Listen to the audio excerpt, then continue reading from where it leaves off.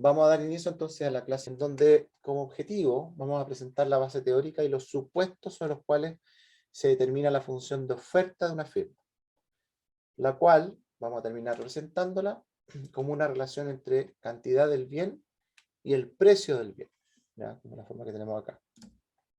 Recordemos que nuestro modelo, ¿cierto?, al cual queremos llegar, es el conocido modelo de equilibrio de oferta y demanda, en donde trabajando en el plano cartesiano, precio del bien Y versus cantidad, ¿cierto?, del bien y o servicio que estamos ofreciendo, lo que nosotros queremos tener, por un lado, es la curva de demanda agregada, que es lo que terminamos haciendo hoy día, con la presentación que hicieron su compañero y compañero.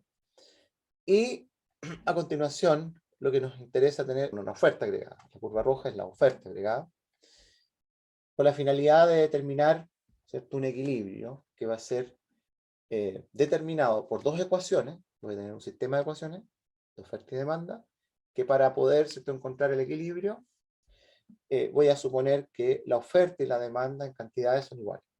Estamos en el eje de las cantidades. Y para esa cantidad vamos a poder determinar un precio.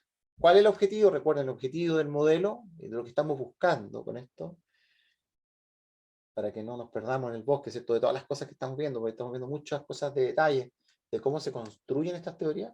Lo que estamos buscando, ¿cierto?, al final, es tener un modelo que nos permita predecir, ¿ya?, cómo se van a comportar estas variables, precio y cantidades, cuando los mercados, ¿cierto?, sufran diferentes desplazamientos en las curvas de oferta y o demanda. Puede ser uno o ambos, se pueden estar moviendo, producto de distintas situaciones, parámetros que van a cambiar. En el caso de la demanda ya vimos que, ¿cierto?, la curva se desplaza cuando cambian las preferencias, cambian los precios de los bienes sustitutos y complementarios, ¿cierto?, o cuando cambian los ingresos de las personas. Y pueden haber muchas otras variables, pero esas son las que tenemos reconocidas en este momento, como las partes de nuestro análisis, las que han sido parte de nuestro análisis. Y en el caso de la oferta, eso es lo que vamos a ver a continuación, ¿ya? Cuándo se desplaza esta curva, que obviamente tenemos que construir. Y vamos a partir construyendo la curva de oferta individual y después la curva de oferta agregada. Para eso, en las 2 o 3 clases que vamos a tener a continuación, ¿ya?, considerando esta también, vamos a hablar acerca de lo que es la firma, el objetivo que tiene la firma, la función de producción que se representa a través de lo que se conoce en mapa de isocuantas, ¿ya? Vamos también a discutir acerca de lo que son los rendimientos de escala, el concepto de tasa marginal de sustitución técnica, productividad marginal, y vamos a ver algunos casos de estudio. En lo que es la definición de lo que es una firma, ¿ya?, vamos a tener presente, ¿cierto?, que va a ser considerada como una unidad creada por individuos, ¿ya?, para servir a un propósito común. Es decir, individuos se juntan para crear una firma. Hay diferentes formas legales de hacerlo, ¿cierto?, que son a través de empresas de responsabilidad limitada, sociedad anónima u otras formas, con un objetivo, que se juntan, la crean, y el objetivo es ofrecer, producir, ¿cierto?, bienes y o servicios que satisfagan una o varias necesidades del mercado. O sea, por ejemplo, ¿cierto?, una empresa se puede crear para ofrecer delivery, como lo que ha ocurrido, ¿cierto?, durante la pandemia. Muchas de las empresas que se han creado, ¿cierto?, han sido pensando en poder dar respuesta a las necesidades que tienen las personas. Pero evidentemente, lo que esas empresas esperan, ¿cierto?, es una retribución por ello. Y que esa retribución, ¿cierto?, es decir, que te paguen, ¿cierto?, una tarifa, sea a lo menos, ¿cierto?, con un monto que te permita pagar los costos económicos asociados. Y aquí tendamos lo siguiente. Cuando hablamos de costos económicos, tenemos que incorporar el concepto de costo de oportunidad, que es uno de los conceptos, ¿cierto?, que está asociado a uno de los principios básicos de la economía, que es aquello, el valor, ¿cierto?, de un objeto es aquello a lo cual renuncio para poder consumir o hacer esa actividad. Entonces, por ejemplo, supongamos que creamos una empresa, ¿cierto? Y en esa empresa, el sueldo que vamos a ser los creadores y también vamos a trabajar para la empresa. Podemos tener esos dos roles dentro de la empresa, ¿ya? Supongamos que el sueldo, por ser trabajador de la empresa, eh, lo fijo de acuerdo con la empresa, ¿cierto?, de pagarme un sueldo de 500.000 pesos. ¿Ya? ¿Se puede? Sí, se puede. Es legal. ¿Okay? Mientras reciba ese monto. O sea, si voy a sacar más de la plata de la empresa, evidentemente que eso no es legal. Pero si saco los 500.000 pesos y mi contrato dice, está todo bien. Entonces, a continuación, ¿cierto? Pasa un año de operación de la empresa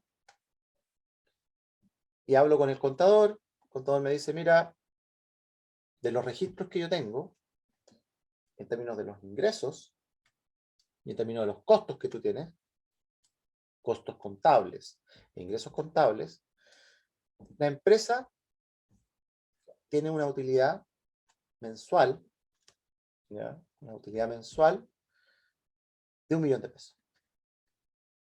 Entonces, claro, en términos concretos, uno podría decir, bueno, fantástico, ¿cierto? Está yendo bien, eh, y por lo tanto, debiéramos seguir adelante.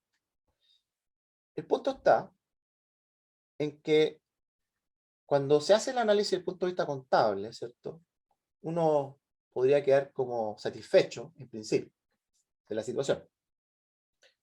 Pero lo que sucede, y de alguna manera lo que estamos omitiendo en ese análisis, es el hecho de que yo, ¿cierto?, como creador de la empresa, evidentemente estoy ¿cierto?, trabajando para la empresa y estoy recibiendo este sueldo de 500.000. Si yo analizo mi alternativa, y si mi alternativa, por ejemplo, es ganar 2 millones de pesos, ¿ya?, en el mercado, yéndome a trabajar, ¿cierto?, a alguna otra empresa, ¿cierto?, empleándome en buenas cuentas, el sueldo, ¿cierto?, de 500.000, le falta 1.500.000. Por lo tanto, cuando yo efectivamente veo cómo le está yendo a mi empresa, si yo considero mi real costo de oportunidad, ¿cierto?, a esa empresa que ganaba 1.000.000, ¿cierto?, pero que a mí me falta 1.500.000 para poder completar el costo de oportunidad, en buena cuenta, hay 500.000 pesos que no está logrando cubrir la empresa. Por ende, el análisis desde el punto de vista económico, ¿okay?, por eso hablamos de los costos económicos, en donde considero los costos de oportunidad, esa empresa no está bien, tiene un problema. ¿Okay? No obstante que el contador me dice, no, pero oye, pero tranquilo, si estamos ganando plata. Sí, pero del punto de vista estricto de los costos de oportunidad, yo estoy perdiendo plata. ¿Okay?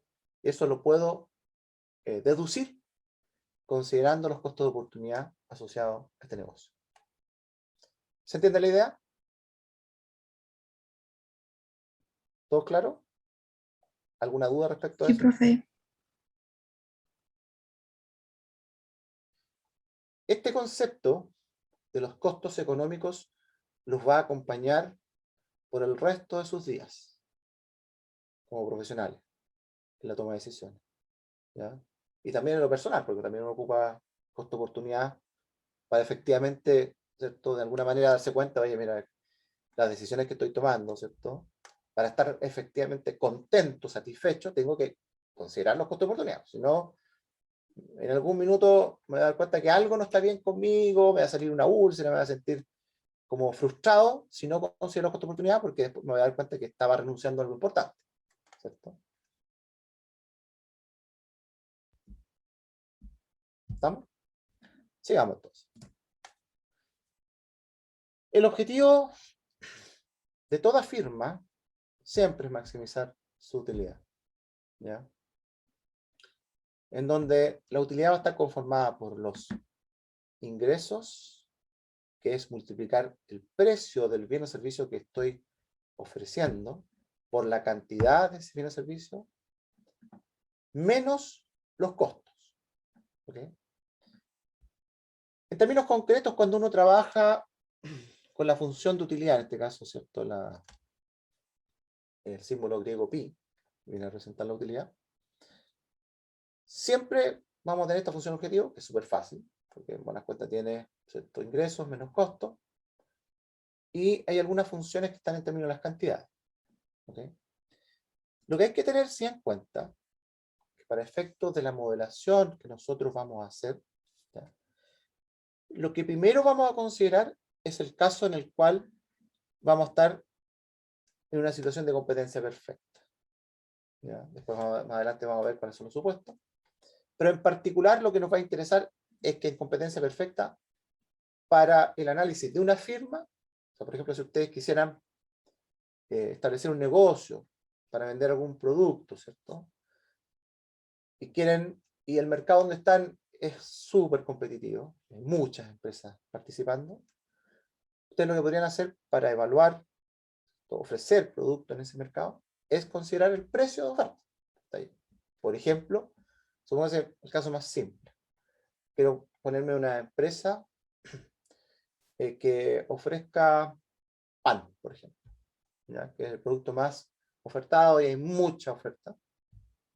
Si yo quiero evaluar, ¿cierto?, a qué precio voy a poder vender el pan, y si estoy cerca de la competencia, o estamos muy lejos, ¿ya?, tengo que considerar el valor que se está transando en el mercado. Así de simple. Entonces, cuando yo quiera maximizar mi utilidad, voy a tener dado ese precio, ¿ya?, y por lo tanto la variable que voy a utilizar para ver cuánto es la máxima utilidad que puedo obtener es definir la cantidad. Y para ello voy a tener que definir también la función de costos que me represente como, ¿cierto?, parte del análisis que tengo que hacer de la utilidad de mi negocio. ¿Okay? Ahora, cuando nosotros veamos, ¿cierto?, y relajemos el supuesto de competencia perfecta y veamos las fallas de mercado y veamos los conceptos de monopolio, ¿cierto?, competencia monopolística y oligopolio, esto que está acá, que era fijo, en el caso de competencia perfecta, va a ser una función. Y de hecho, aún más, va a ser la función de demanda que vamos a colocar acá, ¿ya? Y por lo tanto, cuando determinemos el equilibrio, ¿ya?, no solo va a estar esta variable cantidad, sino que va a haber una función que además depende de la cantidad. Por lo tanto, ahí aparecen unas cosas cuadráticas que para efectos de derivar no es tan complejo. Pero hay que entender que eso te va a arrojar un equilibrio distinto a lo que es competencia perfecta. ¿Okay?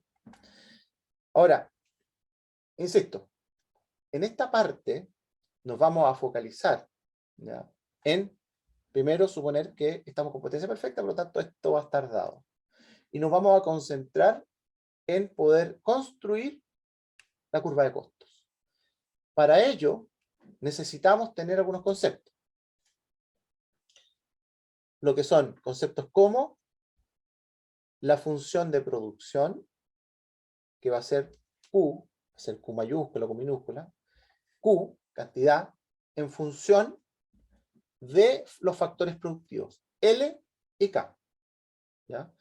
Y además vamos a necesitar otro concepto, que tiene que ver también con los presupuestos, donde L y K, siendo factores productivos, es decir, cuando yo tengo una empresa, tengo que contratar, ¿cierto?, horas de profesionales, técnicos, ¿cierto? Ese es L, trabajo. Y además tengo que considerar el arriendo de oficina, la compra de computadores, ¿cierto?, transporte, probablemente tengo que tener algún vehículo de transporte, y dependiendo del rubro en que esté, voy a seguir agregando cosas, ¿ya?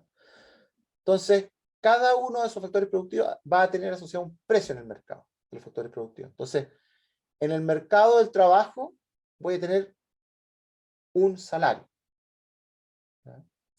Y ese salario multiplica, por ejemplo, si son horas de trabajo, va a ser pesos por hora, multiplica a las horas, y me da el gasto en mano de obra, que sería el trabajo, L. Por otro lado, voy a tener también un gasto asociado al capital, que está dado por R, que es la tarifa asociada al capital, ¿ya? Si el capital, por ejemplo, son horas máquinas, va a ser pesos por horas máquinas, ¿ok?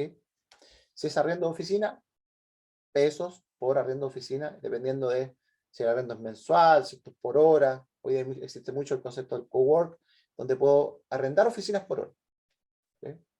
Y eso me va a dar, obviamente, un cierto gasto en la empresa, presupuesto que voy a tener que, ¿cierto?, considerar para efectos de poder desarrollar mi negocio.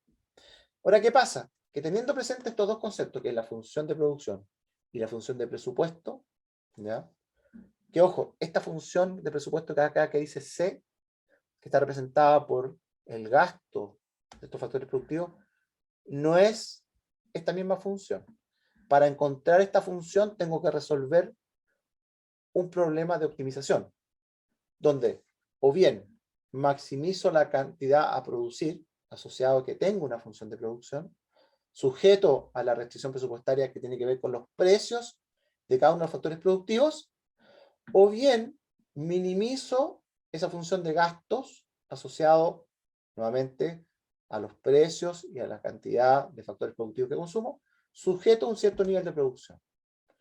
Ambos problemas me llevan a la misma función de costo, que en buenas cuentas es una función que va a estar expresada en términos de Q, que se va a resolver en términos de la función de producción y la función de gasto de los factores productivos. Pero, para los efectos, no es esta expresión que está acá, ¿okay? Sino que se obtiene de resolver uno o el otro de los problemas. Ambos problemas son duales, es decir, ambos me arrojan la misma solución por caminos distintos. Entonces, en primer lugar vamos a analizar lo que es la función de producción, para luego, después en las siguientes clases, ver lo que es función de costos, ¿ya? Cuando entendamos el concepto de producción primero, ¿okay? Producción viene a ser un proceso de transformación. Es decir, yo tomo ciertos inputs y los transformo, los convierto en ciertos outputs. ¿Cómo lo represento? Tengo un proceso de transformación representado por una cierta función, donde incorporo input, que son estos factores productivos, capital, trabajo, ¿cierto? O insumos, también precisa el nombre, y obtengo un output, que es cantidad de producto o servicio, ¿cierto?, que estoy entregando, ofertando en el mercado. ¿Okay? Entonces, esa producción, esa transformación que yo puedo lograr, la voy a representar de igual forma como lo hacíamos cuando teníamos, ¿se acuerdan las curvas de indiferencia en la teoría del consumidor?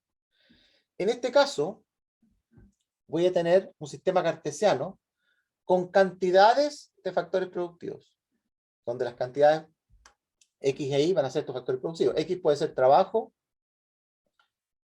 y en el caso de Y puede ser capital, por ejemplo, ¿ya?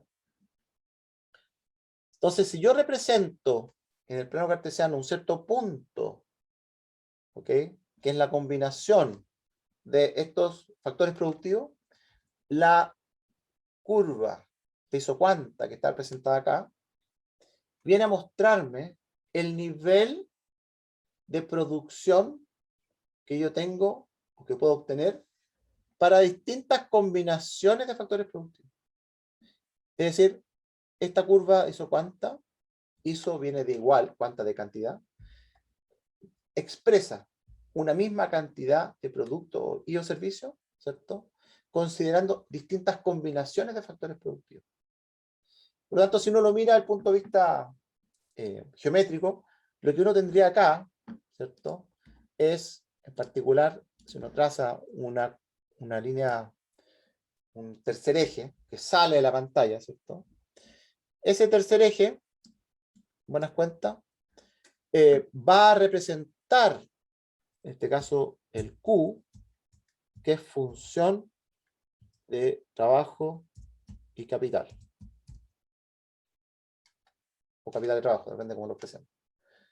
Y va a ser una superficie que sale de la pantalla, ¿ya?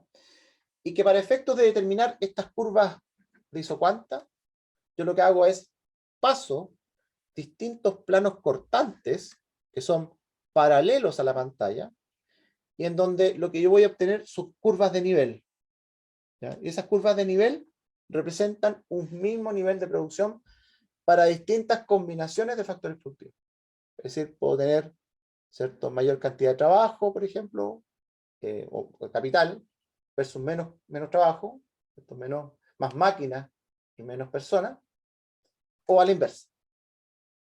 Han ido a los supermercados, se han fijado que últimamente están apareciendo unas zonas donde uno se autoatiende solo y va y registra los productos, los coloca en una pesa, ¿cierto?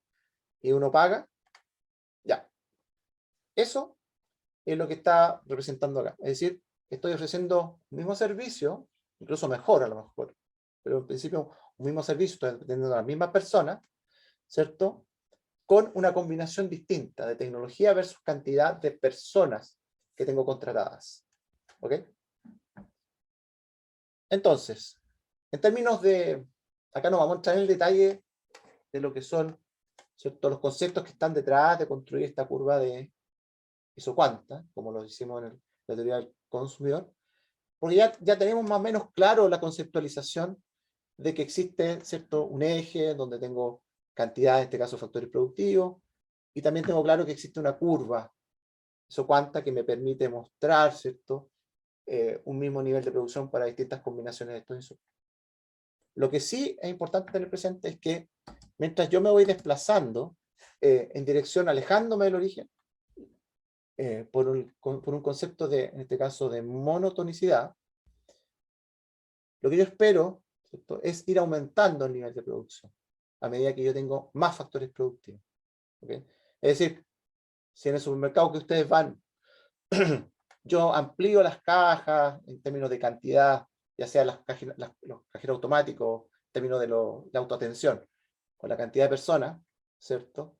Lo que yo esperaría es poder vender más, ¿ya? ¿Y por qué? Bueno, a lo mejor la gente va a saber que en ese supermercado hay menos fila, entonces va a llegar más gente. ¿Okay?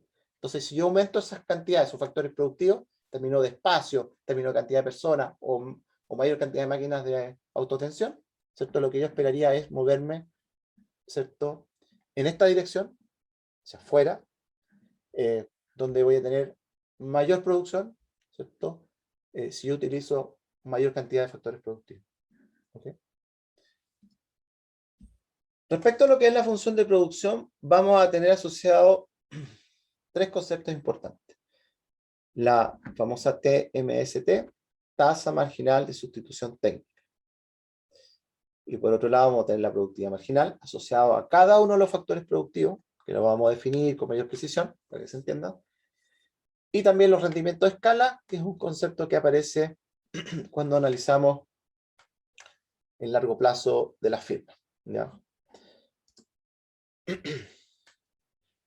La relación que conocemos como tasa marginal de sustitución técnica, TMST o RMST en inglés, R por rate, tasa,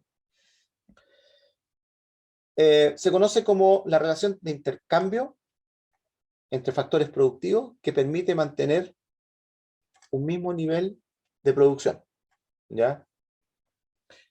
Y lo que tenemos, ¿cierto?, en este caso, al igual que cuando teníamos la teoría del consumidor, en este caso, ¿cierto?, la tasa, ¿cierto?, va decreciendo a medida que nos vamos moviendo, ¿cierto?, en sentido contrario a los punteros del reloj. ¿Sí? ¿Y eso qué tiene que ver con lo que, ¿cierto?, analizamos a diferencia del consumidor? En el caso de las firmas, ¿cierto?, recordemos que en el caso del consumidor, mientras más tenía de un bien, ¿cierto?, su utilidad marginal era, en términos relativos, era menor respecto al otro bien. ¿Se recuerdan? Por lo tanto, nos representaba la escasez relativa, ¿cierto? En el caso, ¿cierto?, de la forma que tiene la curva de producción, ¿cierto?, la isocuanta en este caso, ¿cierto? Dependiendo de la mayor o menor cantidad o la escasez relativa de los bienes, ¿cierto?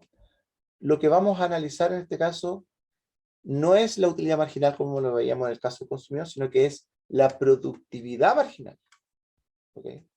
Y eso es lo que vamos a ver después a continuación cuando veamos productividad marginal, que es que cuando tengo mucho de un bien, ¿ya? Cuando tengo mucho de un bien, la productividad marginal, ¿cierto? Va a tener un cierto valor, ¿ok? Respecto, en este caso cuando hablamos de bienes, hablamos de, perdón, cuando tengo mucho de un factor productivo, ¿cierto? La productividad marginal, ¿cierto? Ese factor productivo va a ser mayor o menor dependiendo de la cantidad de bien que tengo.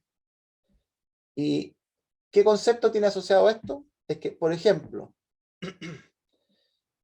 si yo tengo mucho, en este caso, mano de obra, ¿okay? Generalmente sucede, cuando tengo mucha mano de obra, ¿cierto? Que la interacción, esto es como, no sé si han visto la teoría de los átomos, ¿cierto? En química, cuando se habla de la entropía, ¿cierto? Mientras más átomos tengo ¿cierto? En un espacio X, que es un sistema, la interacción, ¿cierto?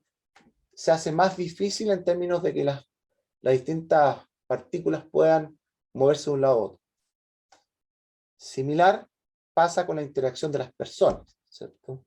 ¿En qué términos? En términos de que mientras más personas, ¿cierto? Trato de coordinar para un trabajo determinado, se hace más difícil esa coordinación, por distintos motivos, ¿okay? Desde el ámbito de que se entiendan las instrucciones que vienen desde arriba, de la alta dirección, ¿cierto?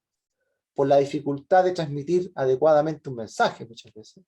No sé si han jugado a este juego del teléfono donde uno transmite un mensaje, parte con un mensaje y después llega con algo completamente diferente.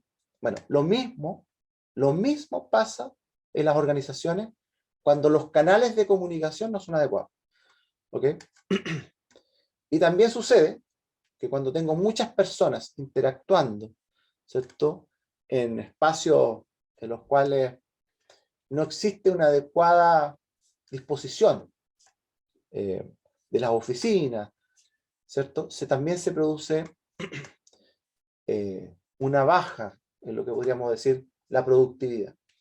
Por lo tanto, acá lo que vamos a tener es que, a diferencia de cuando teníamos la utilidad marginal, vamos a tener la productividad marginal. ¿Okay? Y mientras más tengo de un factor productivo, su productividad marginal va a bajar. ¿Por qué? Porque me es más difícil poder eh, hacer que las distintas personas, si son personas las que estamos considerando con factor productivo, interactúen entre ellas. No sé si se han fijado que se han dado cuenta que el trabajo grupal, ¿cierto? Aquí o en, en, en los ramos que han tenido, ¿cierto? O cuando estaban en el colegio, ¿cierto? La posibilidad, ¿cierto?, de poder hacer una coordinación de un grupo de 7 personas o de 8 personas es más complejo que un grupo de 2 o de 3. ¿Se ha fijado? ¿Alguien le ha pasado algo respecto a eso? Sí, profe. Uh-huh. Entonces, lo que uno tiene que darse cuenta, ¿cierto?, es que considerando esa situación, ese escenario, obviamente que tiene que pensar en tratar de incorporar herramientas tecnológicas que te permitan asegurar que esa interacción, si la cantidad de personas es alta, ¿cierto?, sea factible, se pueda concretar en que, ¿cierto?, la productividad marginal se mantenga. El punto está en que es como casi una ley en donde uno ve que cuando hay más de cierta cantidad de personas, el adicional, el factor productivo adicional, generalmente te hace bajar la productividad. ¿Ok? Entonces, si ustedes se fijan, ¿se acuerdan la curva de indiferencia, teoría del consumidor? Bueno, acá tenemos, recuerden, un plano cartesiano en donde los ejes están representando a los factores productivos de la función de producción. ¿Ya? Donde tenemos, por ejemplo, trabajo, capital. ¿Ya? Y la isocuanta vendría siendo esta curva en donde lo que tenemos es, ¿cierto?, para distintas combinaciones de capital y trabajo, el mismo nivel de producción. ¿Ok? ¿Y qué es lo que decíamos respecto a la tasa marginal de sustitución técnica, ¿cierto? Recuerden, tasa marginal de sustitución técnica va a ser la diferencia respecto a la relación que teníamos cuando teníamos la teoría del consumidor, ¿cierto? Es que esta relación, acá está en inglés, ¿cierto?, que es igual a la derivada de capital respecto al trabajo, ¿cierto?, es igual a la productividad marginal del trabajo dividido por la productividad marginal del capital. Si nosotros comparamos el valor absoluto en los distintos puntos, si por ejemplo tomamos el punto C, acá, si ustedes se fijan, la TMS es menor en inclinación que la inclinación que tenemos acá, en el punto supracero, ¿cierto? Por lo tanto, ¿qué es lo que nos está diciendo? Mira, ten precaución, ¿ok? Porque a medida que si tú quisieras adicionar, ¿cierto?, una unidad de trabajo, esta productividad marginal, en términos relativos respecto al capital, ¿cierto?, cada vez va a ser, si me desplazo hacia la derecha, ¿cierto?, cada vez va a ser menor, que está reflejado en la pendiente, cada vez menor, ¿cierto? ¿Y eso qué es lo que te está indicando? Que en términos concretos lo que pasa en la realidad, ¿cierto?, estamos tratando de reflejar aquellas situaciones en las cuales, al aumentar estas unidades de trabajo, ¿cierto?, tu productividad va a bajar. ¿Ok? ¿Me siguen? En términos relativos respecto a la productividad marginal del capital. Lo mismo pasa a la inversa, ¿cierto? Mientras menos recursos de trabajo tengo, la productividad marginal del trabajo aumenta, ¿cierto?, comparativamente con la productividad marginal del capital. ¿Me siguen? Estamos más o menos claros, ¿no? Sí, profe. Sí. Ok, perfecto. Súper. Vámonos entonces ahora al concepto de productividad marginal. Generalmente cuando uno dibuja, y aquí vamos a dibujar lo que es Q, producción del bien o servicio, en función de uno de los factores productivos, por ejemplo en este caso es capital, lo que uno visualiza es que cuando uno parte con pocas unidades de capital, ¿cierto?, se incrementa muchísimo la productividad, como en este caso. ¿Ok? Por ejemplo, pensemos en la siguiente situación. Ustedes están frente a un computador, una tablet, un teléfono, ¿cierto? Si nosotros tenemos un equipo, ¿cierto?, y eventualmente adicionamos, aparte del computador, un teléfono, probablemente vamos a poder incrementar nuestra productividad. De hecho, pasa mucho, ¿cierto?, que eventualmente, por ejemplo, yo acá en el teléfono estoy mirando la hora para poder dar cumplimiento, ¿cierto?, a la programación del curso en la clase que estoy dictando. Entonces yo miro la hora y digo, perfecto, vamos bien, más o menos con la temática. Y por lo tanto ese dispositivo, que lo estoy usando en este momento como reloj, te dirá, bueno, profe, usa un dispositivo carísimo para ver la hora. Bueno, es lo que tengo, ¿cierto? Ya casi uno no usa relojes de los tradicionales, ¿cierto? Bueno, me permite complementar bien el trabajo acá, por lo tanto adicionar el teléfono al computador, ¿cierto? Me incrementa la cantidad de producto que quiero entregar, que son estos conocimientos para ustedes. ¿Ok? Pero llega un punto en que si yo, por ejemplo, tuviese ahora una tablet al lado, ¿ok? Y la tablet la uso, por ejemplo, si quisiera ver los chats de ustedes, ya uno piensa, ya, con el teléfono, ok, yo aquí trato de fijarme más o menos la hora, ok, de repente se me apaga, entonces trato de achuntar la tecla y no es tan fácil, pero igual me ayuda a aumentar la productividad en términos de entregar los conocimientos. Pero si yo tuviera la tablet, en donde quiero ver los mensajes de chat, ¿cierto? De ustedes, lo más probable, ¿cierto? O por lo menos en mi caso, eh, es que esa productividad, en términos concretos, se empiece a disminuir. Es decir, las unidades adicionales de capital que yo incorpore, cada vez me van a agregar un delta menor respecto a la situación anterior de, de cantidad de producto. Hasta llegar a un punto en donde mi productividad, perdón, mi productividad podría llegar, ¿cierto?, a comenzar a decrecer. O sea, si agrego la tablet, agrego otro computador para poder, ¿cierto?, por ejemplo, tener atento ahí a un cierto grupo de trabajo de ustedes o a los ayudantes, por ejemplo. Entonces, ahí esa productividad empieza a disminuir y la verdad es que ustedes empiezan a recibir un producto que es de menor calidad, ¿cierto?, a lo que esperarían obtener.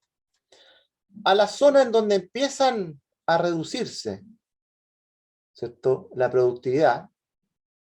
Cuando hablamos de productividad, estamos hablando de productividad marginal.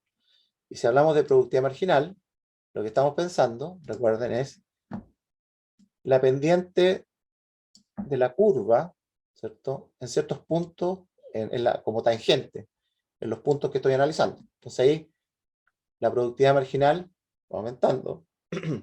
Cada vez obtengo más producto cuando agrego una unidad adicional de capital, en este caso. Y acá, si ustedes se fijan, la pendiente de la curva, respecto de los puntos que teníamos hasta acá, ¿cierto?, hasta la línea segmentada, empieza cada vez a disminuir.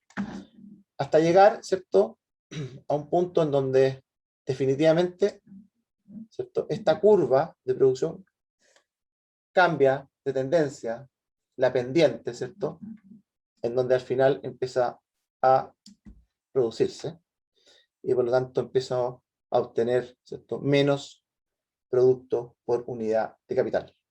A la zona que estamos hablando acá, ¿cierto?, entre ambas líneas segmentadas, entre esta y esta que está acá, se le conoce como la zona de los rendimientos marginales decrecientes, que es la zona donde uno empieza a perder, ¿cierto?, cantidad de producto por unidad adicional, comparativamente con los puntos anteriores. ¿Me siguen? Profe, ¿y Sí. esto ocurre para cualquier así como aumento sin control de capital?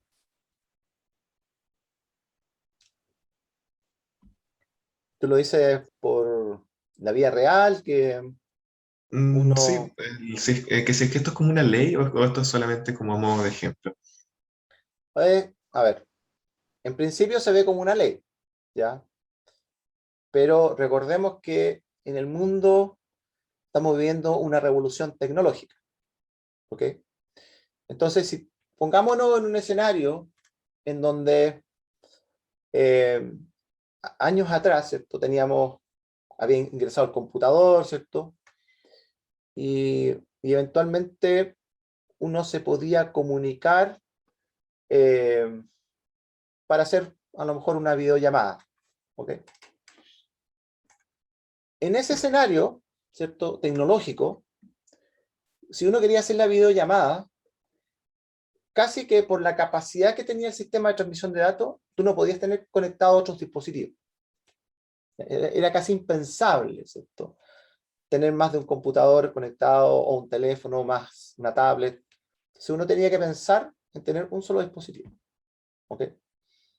Entonces, esta, ¿cierto?, ley, si uno lo pensaba en términos prácticos, en términos de adicionar, ¿cierto?, un extra, que sería un teléfono o una tablet, el sistema empezaba a colapsar. Por lo tanto, ya se cumplía esto de los rendimientos decrecientes si uno pensaba en agregar una unidad de equipo capital.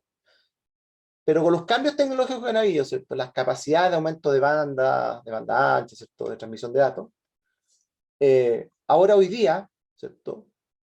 El hecho de estar conectado con el mundo, mi hijo chico, que tiene 9 años, cuando yo lo veo, ¿cierto? Y está conversando con sus amigos, ¿cierto?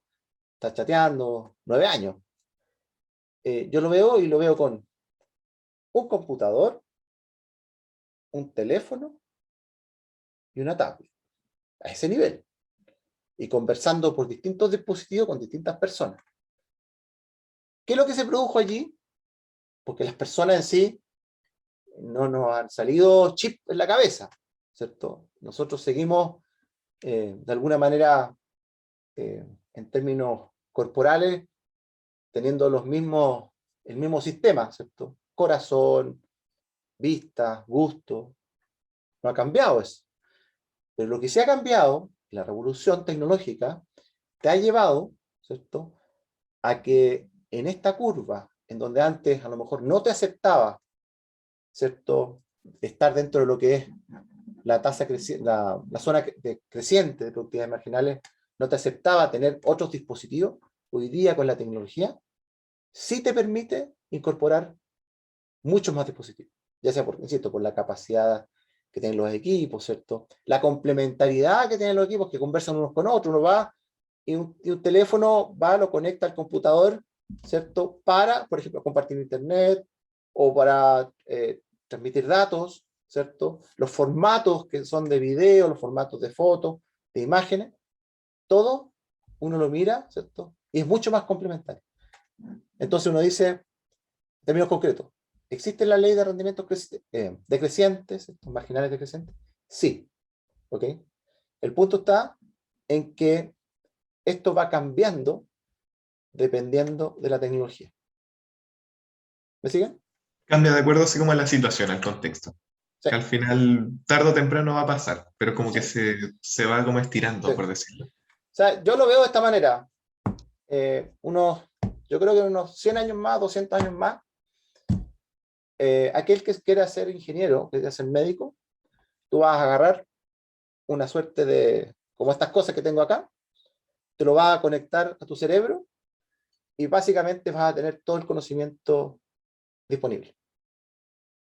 Y todo lo que tú hagas en términos concretos de aporte a la sociedad va a estar relacionado con el incremental de conocimiento que tú obtengas al hacer uso de estos conocimientos. O sea, es súper potente porque en buenas cuentas eso destruye todo lo que sabemos y lo que conocemos en términos de educación, por ejemplo. Y te cambia completamente el modelo. Pero estoy soñando, ¿eh? Ojo. Casi que las universidades las podría pensar como que voy a tener un gran servidor de conocimiento, como lo que es Google hoy día, pero más organizado, ¿cierto? Y ese servidor va a tener todas las materias y todas las prácticas y todo el conocimiento que se tenga en términos no solo teóricos, sino que también prácticos, y te debiera permitir conectarte, ¿cierto? Y poder resolver tus problemas. ¿Dónde se va a requerir eso? Por ejemplo, piénsenlo, cuando viajemos concretamente a Marte, pues ya lo estamos haciendo, ¿cierto? Y tengamos la necesidad, ¿cierto? Porque el planeta colapsó acá, de emigrar, y en donde a lo mejor no vas a tener la posibilidad de comunicarte en forma rápida con otros especialistas en la materia, por ejemplo, un ingeniero, un médico que quiera conversar con sus colegas en la Tierra, ¿cierto? Los que quedaron acá, y en ese caso vas a tener que tener una base gigantesca de conocimiento que te permita, estando allá, ¿cierto?, tener un nivel de satisfacción o un nivel de bienestar similar al que tenías en la Tierra, ojalá mejor. Y esto te va a cambiar todo el paradigma de la forma en cómo hacemos las cosas. ¿Me siguen? Gracias, profe. Sí, lo entendí. Sí, parece que terminó la clase. Sorry, disculpen, me alargué un poco. Bueno, nos vemos la próxima clase. Que estén muy bien.